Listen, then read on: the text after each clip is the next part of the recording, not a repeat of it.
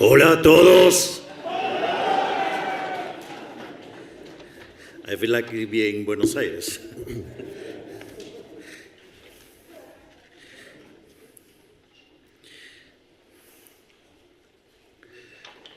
Es un honor para mí haber sido invitado hoy aquí por el Liberals Institute y todos los organizadores a ser galardonado con el premio William Ropke, en honor a uno de los más grandes representantes del liberalismo de la historia reciente.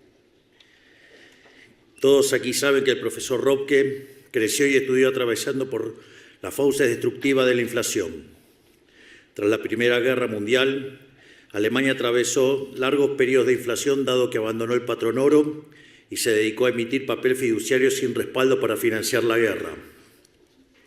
Tras el fin de la guerra, siguió imprimiendo billetes a toneladas, lo que terminó derivando en una hiperinflación que llevó en el lapso de 2 años el tipo de cambio del marco contra el dólar de 60 a 4.2 billones, en español 4 trillones en inglés, es decir, un 4, un 2 y 11 ceros.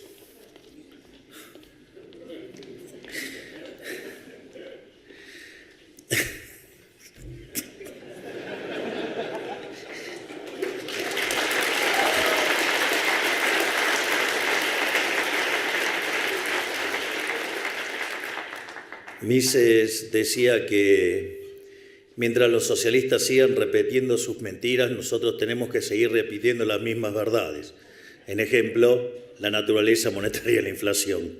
Por eso me cuesta, miro los números y verdaderamente es impactante que tengamos que discutir ciertas cosas. Todo esto motivó a William a dedicar su vida a entender la inflación, desoyendo lo que sus profesores aconsejaban y leyendo a quienes sus profesores condenaban, y le terminó sirviendo para sentar las bases teóricas de lo que fue el gran milagro económico alemán, siendo asesor de Adenauer.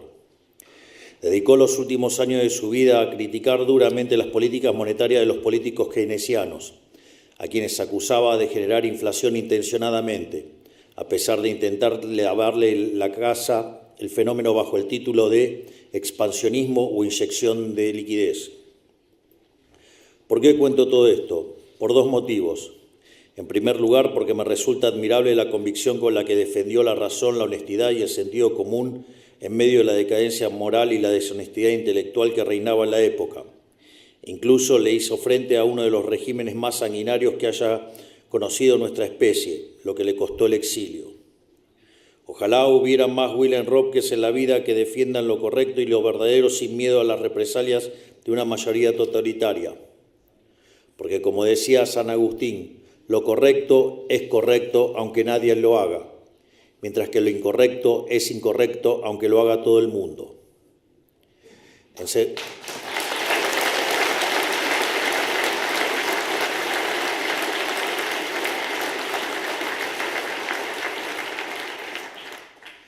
En segundo lugar, porque me llama la atención varios paralelismos.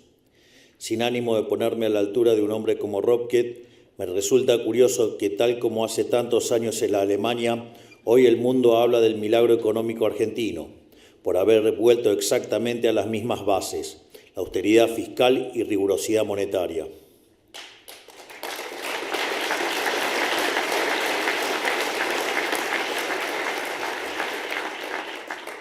Austeridad fiscal como forma de respeto al ciudadano que paga sus impuestos por la fuerza, dado que un dirigente no puede despilfarrar el dinero de la ciudadanía como si fuese infinito, y rigurosidad monetaria para no estafar a la población con señoriaje de la moneda, emitiendo billetes como si esto no tuviera consecuencia alguno, o incluso como si fuese beneficioso, como intentan hacer creer algunos degenerados fiscales.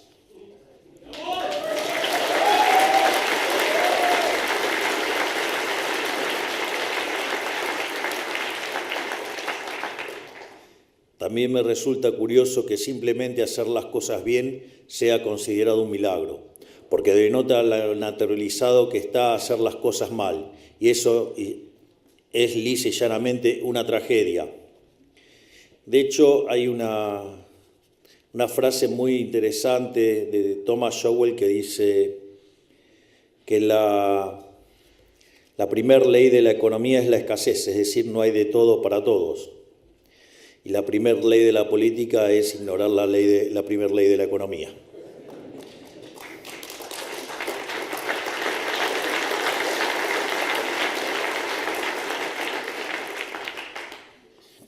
En palabras del propio Ludwig Erhard, el canciller que llevó adelante el milagro económico alemán, el bienestar económico no es un milagro, sino la consecuencia del esfuerzo honesto de todo un pueblo según los principios de libertad, cuando le han sido otorgadas las posibilidades de usar su iniciativa humana y su energía humana. Por eso anhelo que lo que hoy llamamos milagro argentino se contagie por todo el mundo como un germen multiplicador de riqueza. Y por ello quiero contarles brevemente nuestra experiencia durante el primer año de nuestra presidencia. Al inicio de nuestra gestión teníamos 15 puntos de déficit fiscal consolidados, de los cuales 5 estaban en el Tesoro y 10 estaban barridos debajo de la alfombra en el Banco Central. Este déficit era el origen de todos nuestros males, ya que sin déficit no hay deuda, ni emisión, ni inflación. Tras haber hecho el ajuste más grande de la historia de la humanidad, hoy nos encontramos con superávit fiscal sostenido y libre de default por primera vez en los últimos 123 años.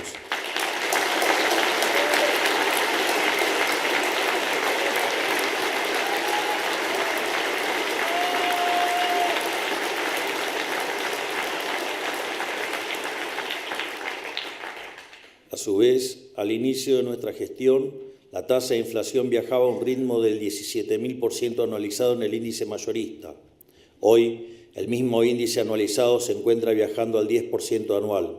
Es decir, bajamos 1.700 veces la inflación y estamos cada día más cerca de que solo sea un mal recuerdo.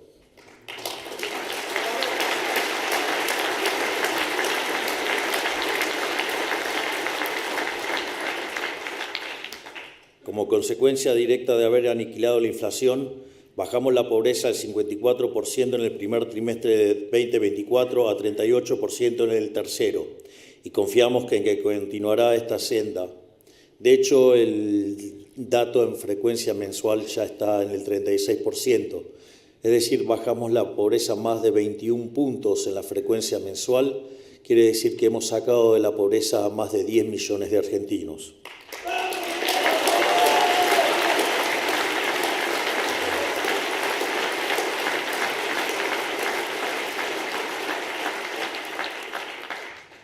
Al inicio de nuestra gestión, la brecha cambiaria entre el dólar oficial y el dólar libre era de 180%. Hoy la brecha cambiaria está prácticamente muerta y trabajamos día y noche para terminar de sanear el balance del Banco Central para poder levantar el cepo cambiario de una vez y para siempre. Durante el 2024 vimos una fuerte apreciación de nuestra moneda, algo casi sin precedente para nuestro país, lo que provocó que el salario básico promedio crezca de $300 a $1.100. Al inicio de nuestra gestión teníamos un riesgo país de 1.900 puntos, que venía de ser incluso más alto, ya que al momento que habíamos ganado la elección estaba en 3.000, y los bonos soberanos cotizaban entre 20 y $35. Hoy el riesgo país se encuentra cerca de los 600 puntos básicos, y nuestros bonos ya se encuentran rondando los $70. Bajar el riesgo país a este ritmo nos permite bajar la tasa de interés de nuestra economía, la cual ya la bajamos de 133% a 32%, mejorando así la capacidad de los argentinos para acceder al crédito barato, facilitando la inversión y la generación de puestos de trabajo. Es por esto mismo que durante 2024 vimos un boom de créditos hipotecarios sin comparación en nuestra historia. Es decir, pasamos de discutir la hiperinflación a discutir créditos hipotecarios a 30 años. Al inicio de nuestra gestión, nuestra economía se encontraba oprimida por regulaciones que le complicaban la vida a todos y espantaban cualquier atisbo de inversión. Al día de hoy ya eliminamos más de 900 normativas, a razón de más de 3 por día. Y si ustedes consideran que el Ministerio de Regulación empezó a actuar a mitad de año, quiere decir que básicamente estamos sacando cerca de 6 regulaciones por día.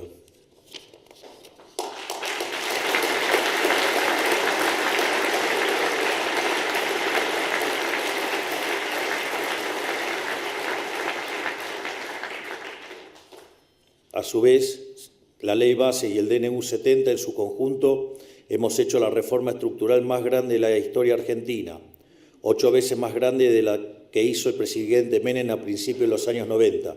Y les digo algo, aún nos quedan 3.200 reformas estructurales más y vamos a hacer de Argentina el país más libre del mundo.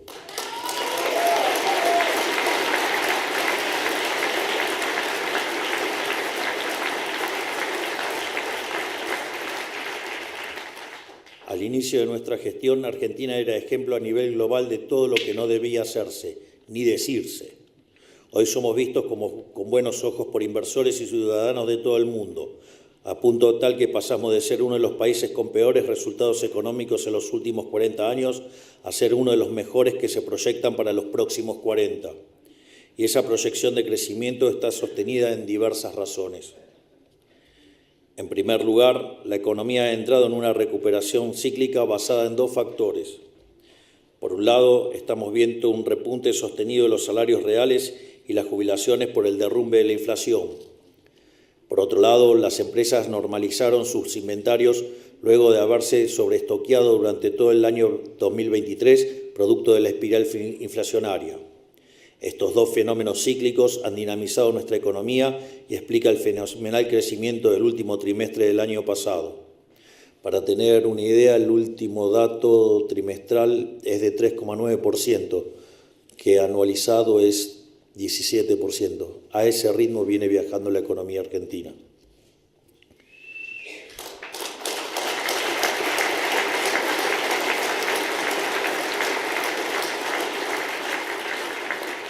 Además, tenemos los 15 puntos del PBI que ajustamos y por definición le devolvimos al sector privado en forma de ahorro, lo que genera un aumento tanto de la inversión como luego del consumo. Además, se suma otro factor, que es la baja de la carga impositiva, ya sea por la eliminación del impuesto inflacionario o por la reducción de impuestos, que ya hemos comenzado y vamos a profundizar durante este año. De hecho, en el día de ayer hemos anunciado eliminación de retenciones para las economías regionales y hemos iniciado una reducción de las retenciones para los principales productos del agro. Es por ello que estamos trabajando en una reforma impositiva estructural para reducir en un 90% la cantidad de impuestos nacionales y devolverles a las provincias las autonomías impositivas que nunca debieron haber perdido. Así, apuntamos a lograr un federalismo marcado por la competencia fiscal entre nuestras provincias para ver a quién atrae más inversiones. En esta materia, acá en Suiza nos llevan varios siglos de ventaja.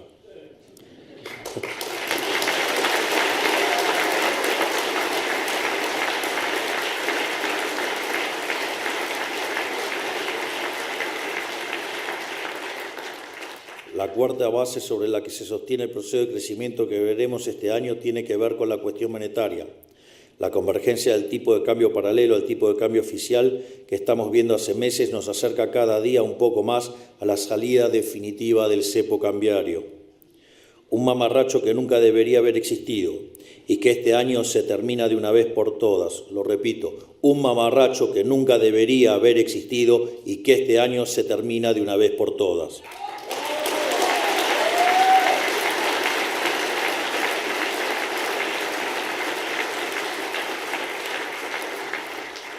Para ello, estamos trabajando en diferentes alternativas para darle una solución definitiva al problema de los stocks del Banco Central.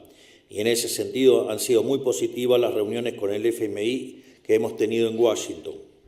En paralelo, para poder cerrar el Banco Central como hemos prometido y así acabar para siempre con la inflación en nuestro país, estamos avanzando.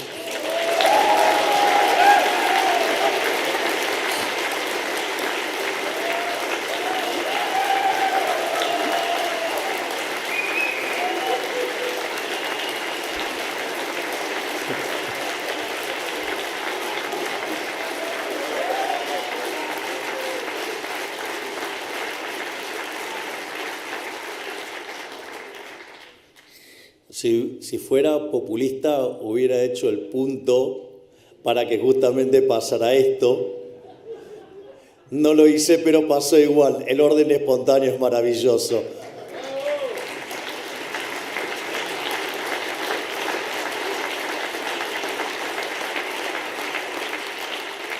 Y obviamente que la voluntad del individuo por ser libre más, muchísimo más.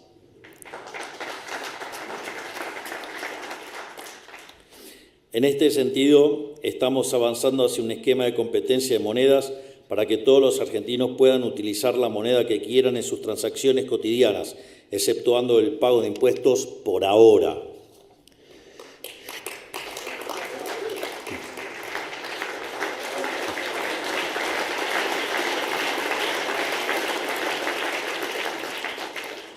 Todo esto lo menciono para dejar en claro que el crecimiento llegó para quedarse de la mano del superávit fiscal. De hecho, estudios recientes muestran que un superávit de las características del que hemos conseguido, del equilibrio financiero, nos da una base de crecimiento sostenido del 4,5% per cápita anual. Eso implicaría que en 50 años Argentina podría estar alcanzando a los Estados Unidos. Y si a eso, digamos en dinámica, ¿no? Y si a eso le sumamos que el ajuste se hizo bajando gastos, no subiendo impuestos, si se suman las 800 reformas estructurales, las 900 desregulaciones, sin lugar a dudas Argentina podría crecer mucho más rápido. Y sin lugar a dudas, con los aportes que está haciendo el genial presidente del Consejo de Asesores, el doctor Demian Reidel, para avanzar en la implementación de la inteligencia artificial en Argentina, sin dudas lo vamos a lograr mucho antes.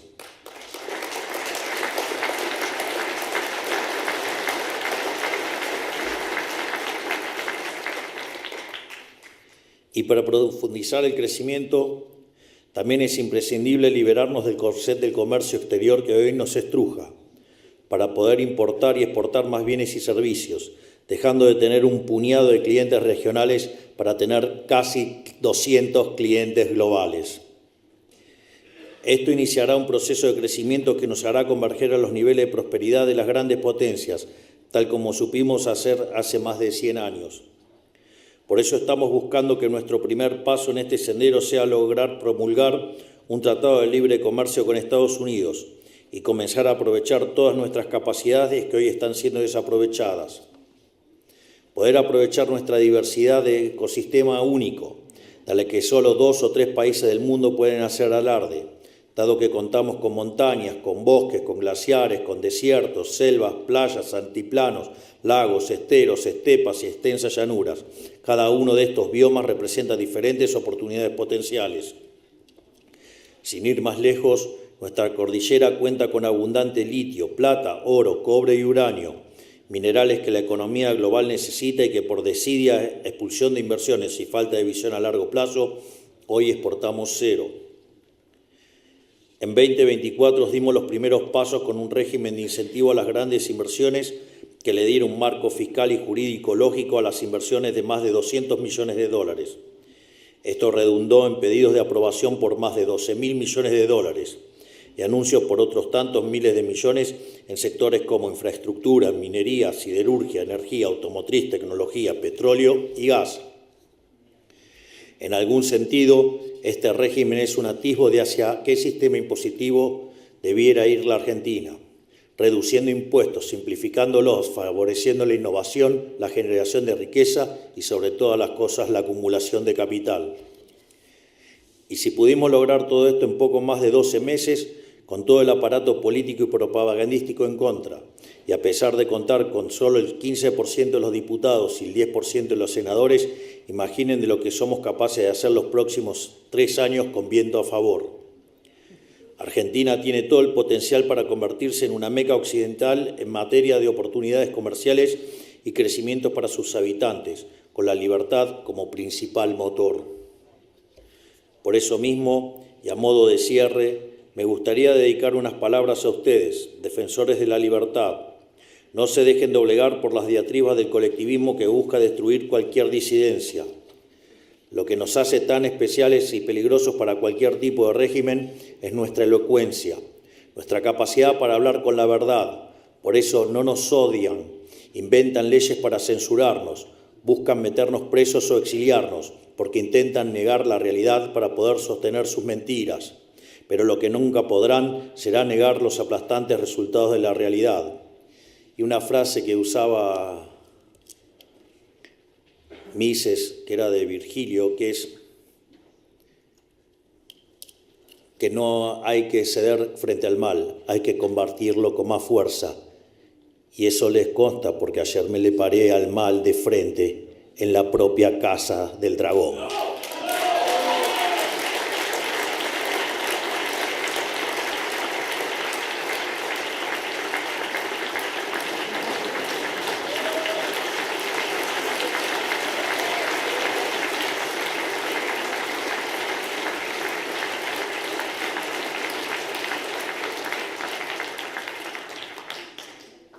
Porque tal como se demostró en Alemania gracias a las ideas de William Röpke, los milagros existen y alcanza con aplicar un modelo basado en algunas verdades elementales. Que el Estado tenga el tamaño que tenga no puede gastar más de lo que recauda con impuestos. La inflación, que es destructiva para una economía, es producto de la emisión monetaria y como tal, para terminar con ello no hay que emitir más dinero. Es más, el dinero debería volver a ser privado, tal como pregonaba Hayek. Hay que promover que el Estado sea lo más chico posible para que la sociedad sea lo más libre posible. Y hay que defender la vida, la libertad y la propiedad privada. Si los países de Occidente nos atenemos a este pequeño set de ideas elementales, estoy seguro que nuestro futuro será más próspero que nuestro presente. Muchas gracias por este reconocimiento. Es un verdadero orgullo para mí.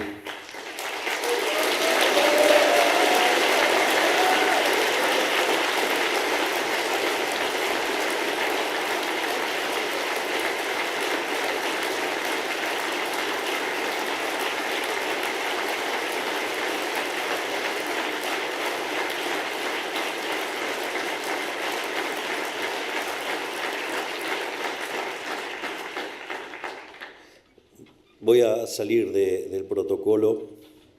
Perdón, Walter. Walter is my interpreter.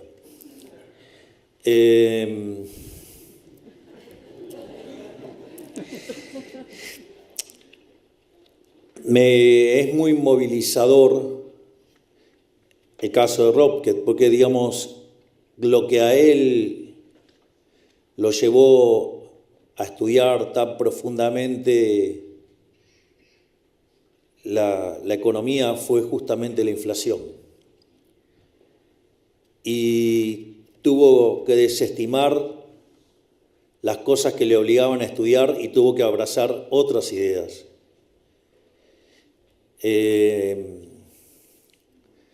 Cuando Argentina cayó en hiperinflación en el año 1989, yo era un jugador de fútbol, era un arquero.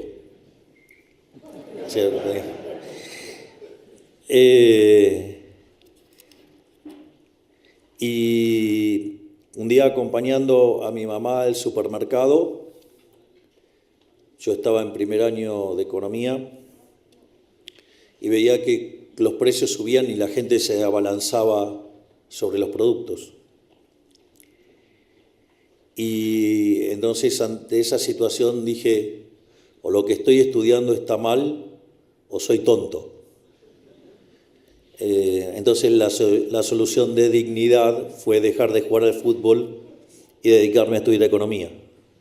En serio.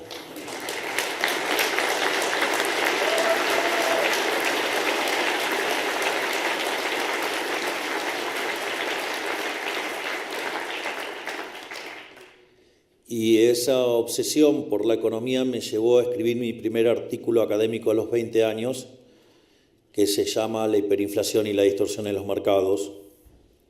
Y después de eso, la obsesión no paró nunca más. Y la gran pelea fue derribar todas esas teorías estúpidas que han defendido en mi país durante cerca de 80, 90 años, y que esta vez nos paramos de frente diciendo que la inflación es siempre y en todo lugar un fenómeno monetario, y estamos derrotando la inflación. Por ende, se quieren matar.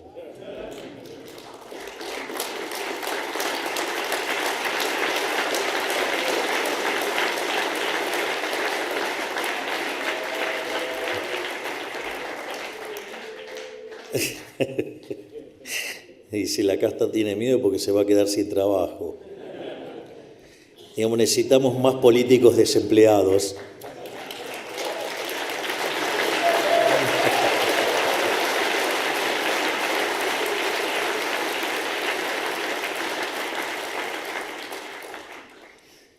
Y también me resulta muy atractivo el rol de Rob, que digamos tratando de hacer ese equilibrio entre la teoría y lo que implica la política por lo que entraña en términos de entramado social. Algo que estoy tratando de resolver lo más exitosamente posible. Que si no me sale ya me hubieran echado, obvio, ¿no? Así es que, sobre todas las cosas, quiero darles las gracias, no solo por el premio, sino también por esta tan cálida recepción. La verdad que me han sorprendido. Debo confesar que me han emocionado y no tengo más que palabras de agradecimiento por tanta generosidad para conmigo. Así es que tengan muy buenas tardes, que Dios los bendiga, que la fuerza del cielo nos acompañen y ¡viva la libertad, carajo! Muchas gracias.